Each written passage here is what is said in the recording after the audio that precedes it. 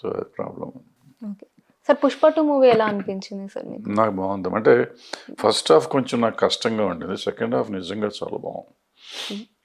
Second హాఫ్లో family ఎలిమెంటే, మళ్ళీ wife and husband ఎంత లవ్లీ రిలేషన్షిప్ వాళ్ళిద్దరి మధ్య, అండర్స్టాండింగ్, భార్యని భర్త, భర్తను భార్య అండర్స్టాండ్ చేసుకోవటం కానీ, వాళ్ళు ఒకళ్ళ కోసం ఒకళ్ళు తాపత్రయపడటం కానీ, ఇవన్నీ చాలా బాగున్నాయి. సో అట్లాగే ఫ్యామిలీ కోసం వాళ్ళు ఆ పిల్లని కాపాడటానికి ఇతను ఓ డాన్ ఒక నీచమైన క్యారెక్టర్ ఒక రకంగా చెప్పాలంటే, బట్ నా మనిషి ఫ్యామిలీ కోసం ఎంత పాటుపడతాడు అని, అది డబ్బు పోయినా పర్లేదు, ప్రాణం పోయినా పర్లేదు, కానీ ఆ పిల్లని కాపాడాలి అని వెళ్ళటం అనేది డెఫినెట్గా చాలా బాగుంది. నాకు అది కూడా బాగా నచ్చింది. ఓకే, సో ఓవరాల్ లాస్ట్ క్లైమాక్స్లో నాకు ఏడుపు వచ్చింది, ఏడిపించేసాడు. క్లైమాక్స్ సీన్స్ బాగా తీసాడు.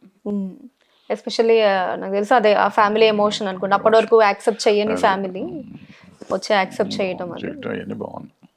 ఓకే, బట్ చాలా మంది అప్పుడు అల్లు అర్జున్ గారికి నేషనల్ అవార్డు వచ్చినప్పుడు, అంటే ఈ పర్టికులర్ స్మగ్లర్ క్యారెక్టర్కి నేషనల్ అవార్డు ఇవ్వడం అంత కరెక్ట్ కాదేమో అని చాలా మంది కమెంట్స్ అవి చేశారు కదా సార్, మీ ఒపీనియన్ ఎలా ఉంటుంది? నేను అప్పుడు చెప్పాను ఇప్పుడు ఆ సినిమాకి బెస్ట్ పిక్చర్ అవార్డు ఇవ్వకూడదు, ఎందుకంటే ఆ స్మగ్లింగ్లు గిగ్లింగ్లు ఉన్నాయి కాబట్టి.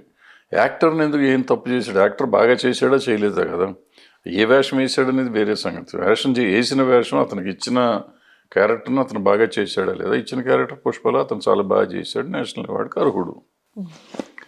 సో మిగిలిన సినిమాల కంటే అతను బాగా బెటర్గా ఇతనికి బాగుండి ఉంటుంది, ఇచ్చి ఉంటారు. ఇవ్వకూడదని రూల్ లేదు, 100% ఇవ్వచ్చు.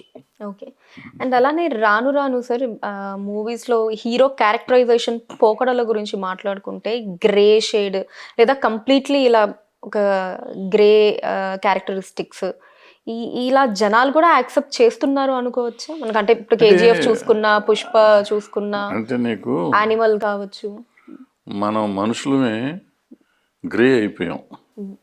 ఇవాళ యూట్యూబ్లు వచ్చినాక, మరి అదేంటే సోషల్ మీడియా వచ్చిన తర్వాత మనం బూతులు మాట్లాడుతున్నాము, ఎందుకు ఎవరిని తిడతామో మనకు తెలియదు, అవసరం లేదు, నువ్వెవరో నాకు తెలియదు, నేను ఎవరో నీకు తెలియదు.